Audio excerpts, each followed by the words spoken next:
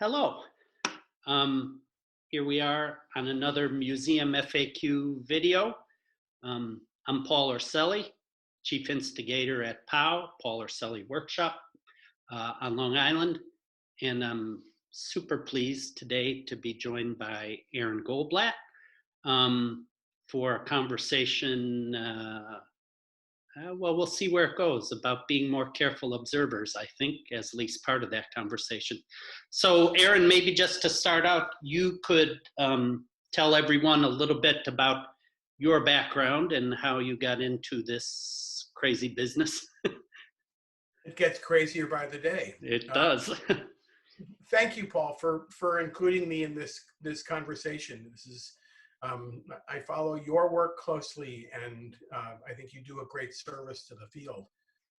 Again, I'm Erin Goldblatt. I'm a partner in an architecture and what we like to say experience design practice in Philadelphia called Metcalfe. And I started out as a potter to hang a label on it. Became a sculptor. Along the way, a welder and a carpenter and cabinet maker and fabricator and blah, blah, blah, but fell into a job at Please Touch Museum in 1991, I believe. And I never looked back. It was a field that I found unbelievably welcoming and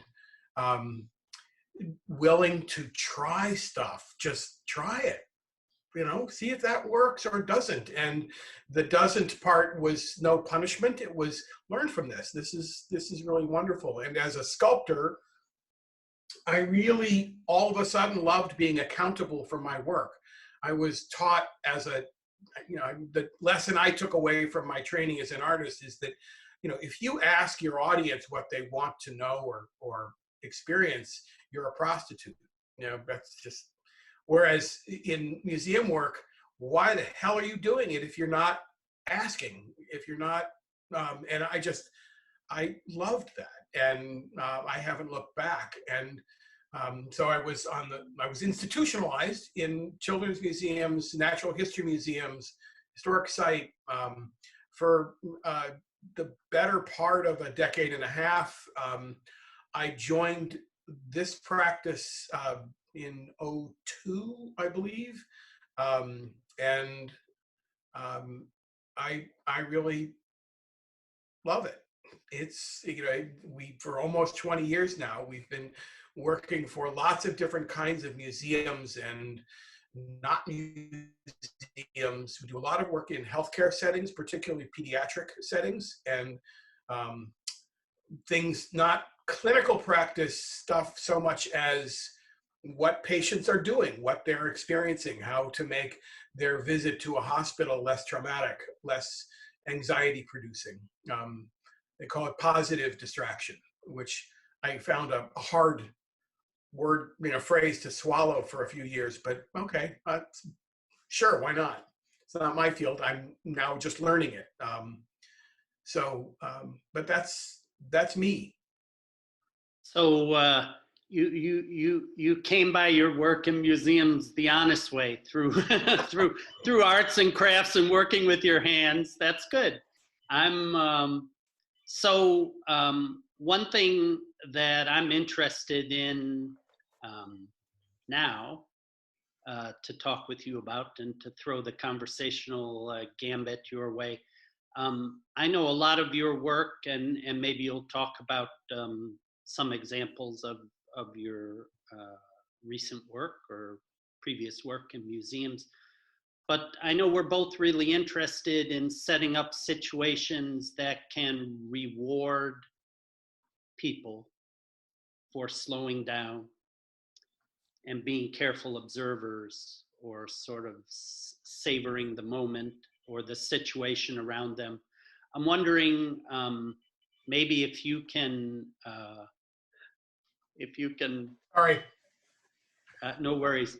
If you can, I know, with that as a starting point, talk about what that sort of means to you and your practice, this notion of setting up situations or creating frameworks or designing environments that really reward people for slowing down and being careful observers, as opposed to being frenetic pinballs, which sometimes, especially in the children's museum world, for example, there seems to be that. So maybe I'll just stop there and see what you have to say about that. Well, I mean, I probably have way too much to say, and I'll let you um, be the judge of how useful it is. But just as a quick aside, that pinballing factor, which for many years I heard a lot of my colleagues in the field kind of dismiss it as, you know, not terribly useful. But in my unscientific observation of kids in particular, when they enter a novel environment, they often will do that pinball. And in watching it carefully, I think at least my hypothesis is that they're taking inventory. They are observing. They're like, boo, boo, boo, boo, and something will register, and either they'll stop right there and engage with it, or so noted, and they'll come back to it later, or if it's not novel enough and familiar enough in that really nanosecond inventory, they're not going to come back to it. But that pinballing is actually an incredibly valuable exercise where they are thinking very quickly, and they are assessing and observing, but in a different time scale and in a different way than we as older, sometimes much older. We're just not fast enough physically exactly. to do that kind of inventory. I like that you use the word inventory, because it's that notion of gathering up information and then being able to, as you said, come back to it. So point taken. So, as you know, I've gassed on about this for many years, that, you know, my shtick, such as it is has to do with play. And I believe it is the way that we learn as a species, and it's a trait that we share with a whole lot of other species. And play is, when it's successful, its own reward. The kind of joy or deeper satisfaction that happens in a successful play experience is deeply rewarding, I think, for pretty much everybody. And if we can, and it's connecting that to observation might be a little bit of a stretch. I'm thinking out loud here, but the notion of, and I'm thinking particularly about the work that we've done now, 2 tree canopy walks in 2 different, an arboretum and a large public park in Michigan. And the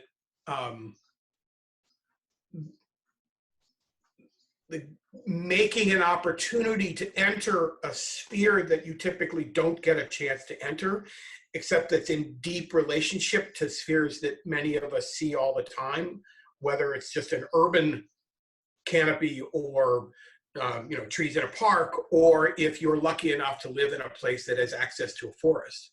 But all of a sudden you're in a perspective that doesn't, I mean, unless you're an arborist or a squirrel, you're or Superman or Superman, that you don't get to see the way trees move at the canopy, the way, or don't, the way they change, the way, actually for a project we're doing down in Baltimore for another arboretum right now, we've been playing with the idea of making a tree blind as opposed to a bird blind. And the challenge there is thinking about time in a completely different scale, and what trees are doing and how they're communicating and how they're engaging and not with their environments requires a kind of quietude, and just not even emphasizing the notion of observation, but just shut the hell up and listen, and just be there for some period of time. And so we don't have any solutions yet, but it's something that we're really interested in. You know, what would you do in a tree blind? And any of you who are listening or seeing this have some thoughts about it, please email me. Well, what do you mean exactly? Maybe touch on that just a little bit more, and maybe we can segue into breaking down your process a little bit. But when you talk about a tree blind, do you mean you're like in an observation place where you're deliberately watching trees? What do you mean by that exactly? What do you mean by that? Okay, so we've not started to prototype this yet. We need to, and it is typically the way a blind works is whatever it is that you're observing, you are isolated from it, and you have a port or something to look through, so you are obscured by the thing you are observing, from the thing that you are observing, and that's an important thing because then you don't interrupt their activity. In the case of what we've been talking about is the idea of flipping that, where you are contained within the same space as that which you are observing. And you're screened a little bit from your surrounding, but with some ability to see the entirety of what you're confronted by.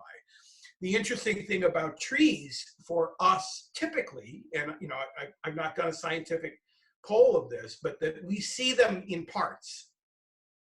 If we're walking with our heads down, we see, the roots at the surface. We see where the trunk meets the ground.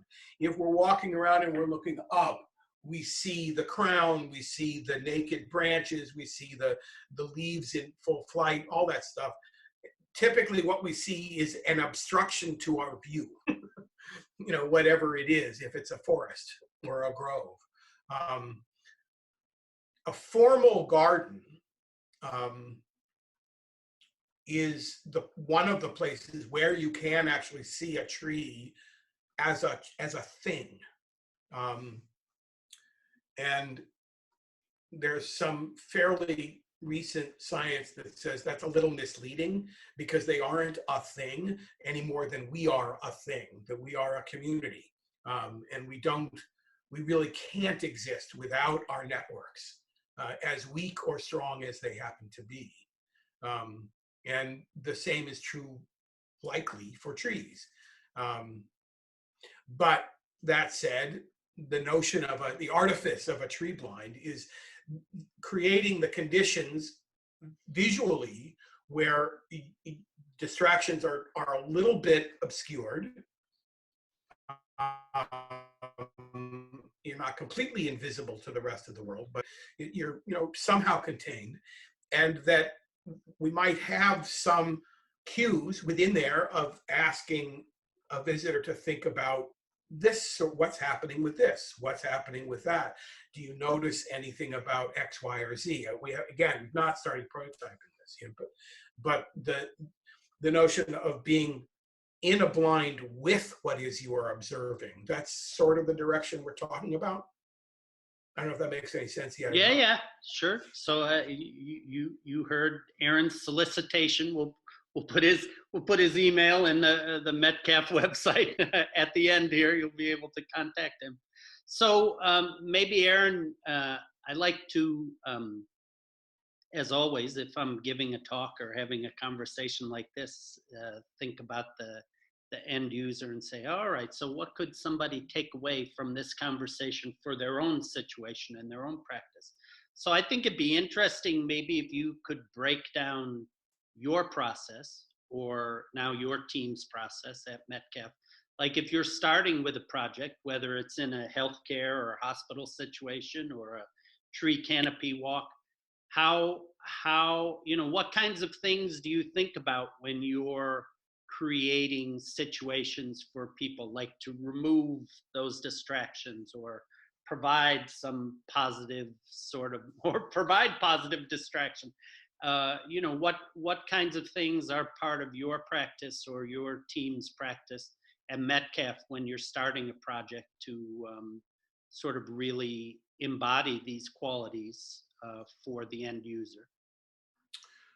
Well, we are in business, so I pay very, very close attention to what my client is interested in and their goals, and what what what their resources are, what their my client's client is, and what their goals might be, and the the audience is always the like immediately connected set of questions, you know, after right after what my client's concerns are, and then okay, so what are your clients' concerns? What are they?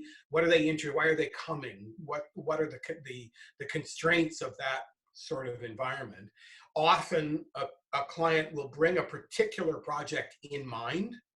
Generally, they have some idea of where they want to go, and it's not my place; it's theirs. And my job is to help them create that, achieve that vision in a way that is sustainable, that is both operationally and environmentally, all those things. So there is the process is much more about looking for the collective set of goals and trying to achieve them.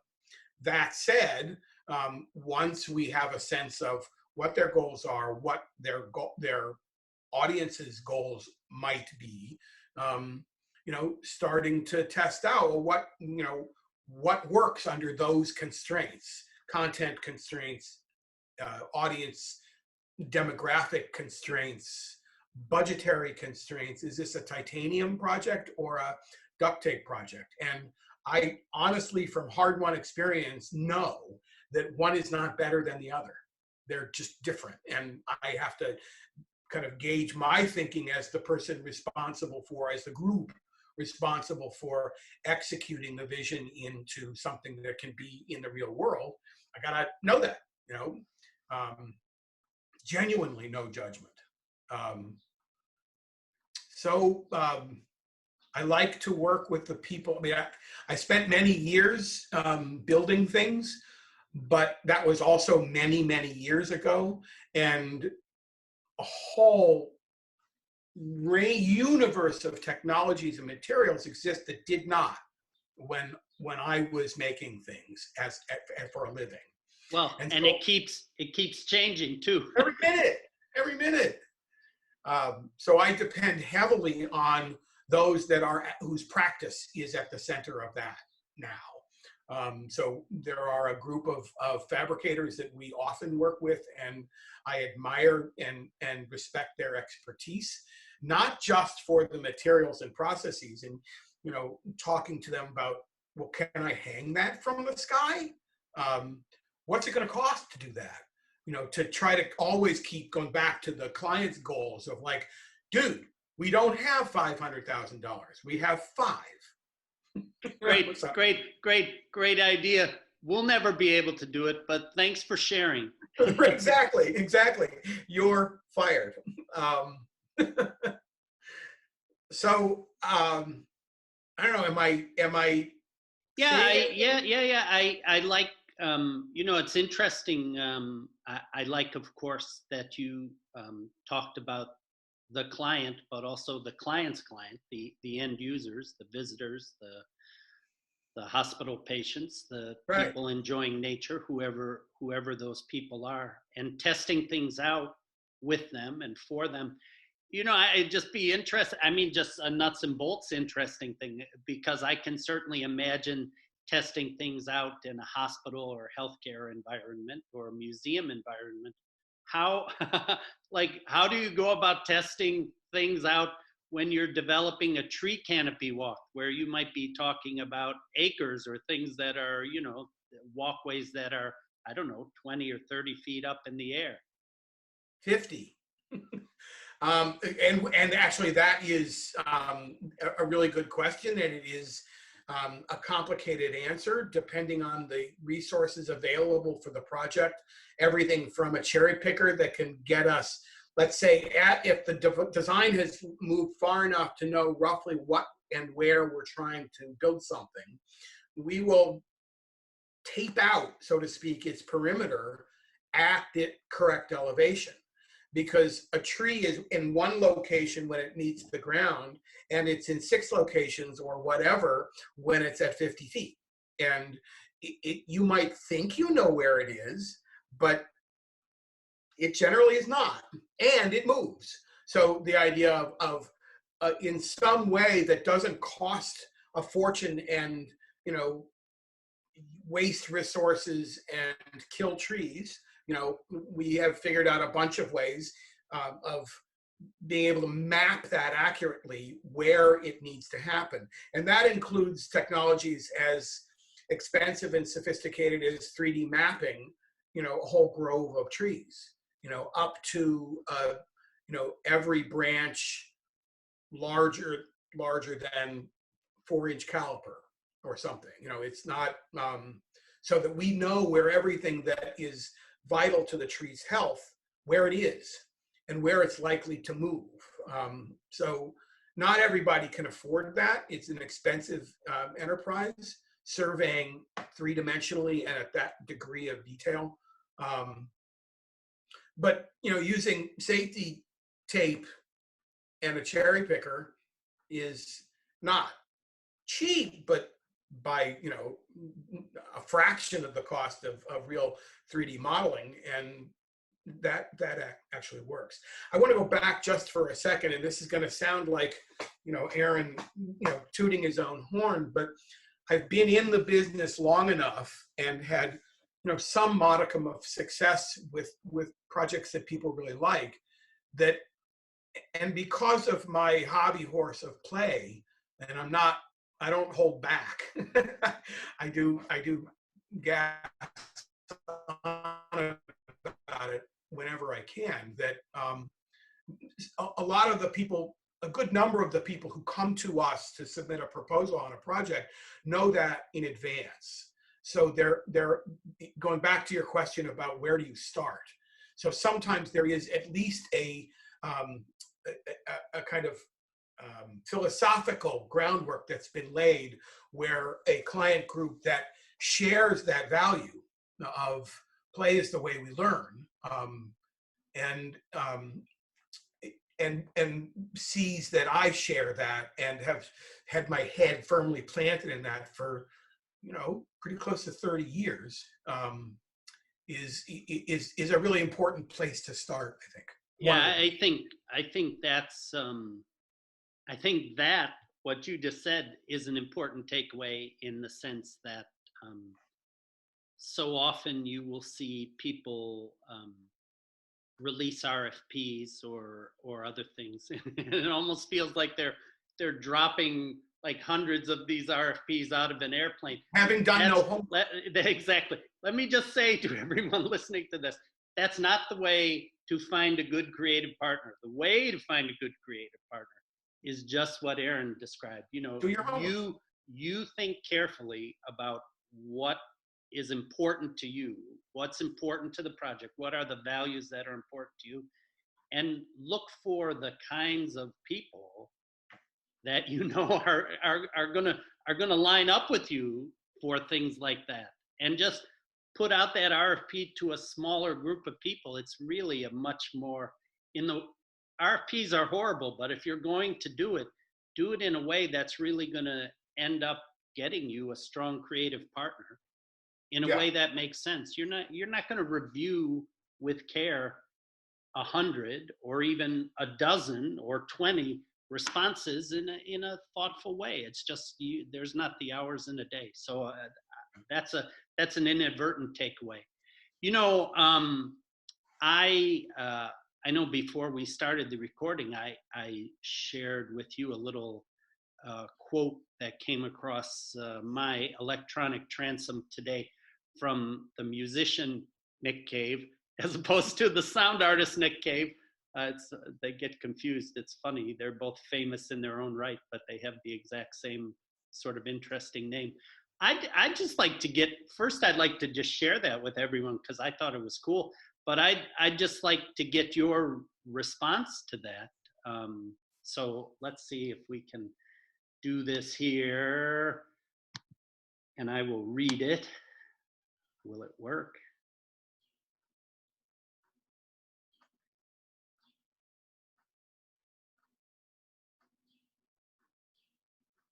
This will get all the edited good. out. Yeah, no. Actually, it'll stay, and I'm a light editor. So anyway, here's what Nick Cave said. Uh, but perhaps there is some wisdom in treating all songs, or for that matter, all experiences, with a certain care and reverence, as if encountering these things for the last time.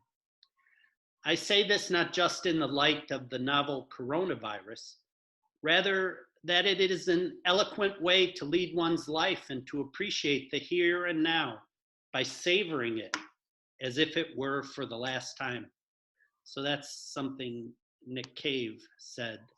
I'm just wondering if that was just a little poetic interlude, or if that sort of statement has any resonance with you in terms of your approach towards things, or your creative practice.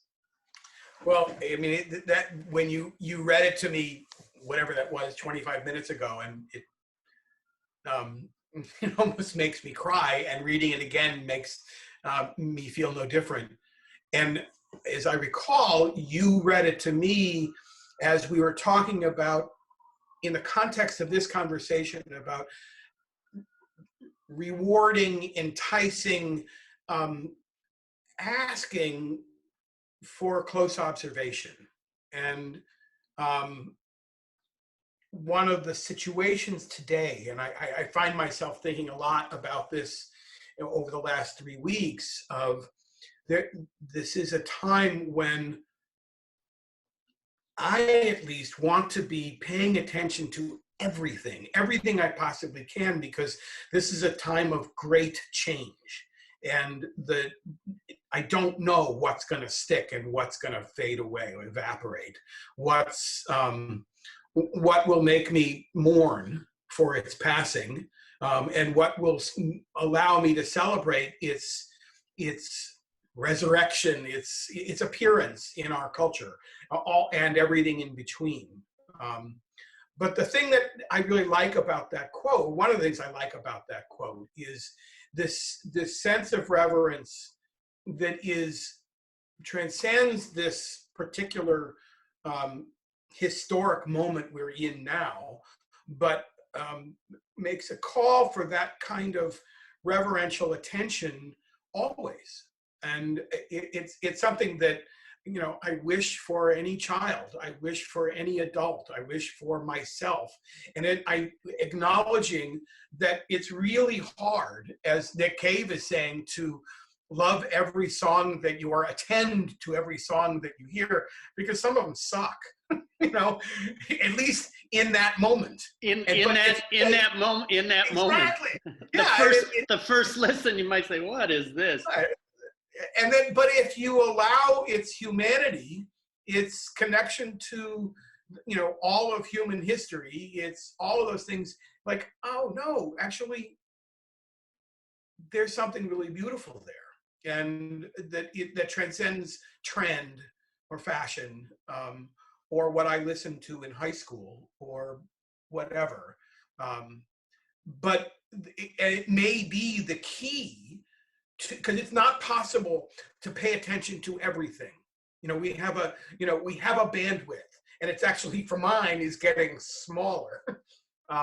We can't attend to everything. So, but if we can somehow, through reverence, through whatever that kind of tool we need to, okay, I can't attend to everything, but anything that crosses that event horizon into my potential for attention, I will attend to it, and I won't judge it. I'll just attend to it. And maybe I will help, along with the millions and billions of other people, in creating the change that we want, not the change that is forced on us. Well, that's, I think that might be a good place to end this conversation. I like very much that Nick Cave used the word savor. So I'll just say I savored this conversation, Erin. I appreciate you taking the time, and we'll include Well, I guess now I'll have to include that quote. I'll include that quote at the end for people to enjoy themselves and ponder themselves. But we'll also include the website and if it's okay with you, your email that people. Hey, you'll Please. get a lot of ideas about that I tree blind know. thing, or I will acknowledge all of them. either that, or people will just say, "Wow, you are crazy, man. What are you doing there?" But anyway, thanks again, Erin. I really appreciate it. And I'm grateful, sir. Thank you. This was fun. Take care. You too.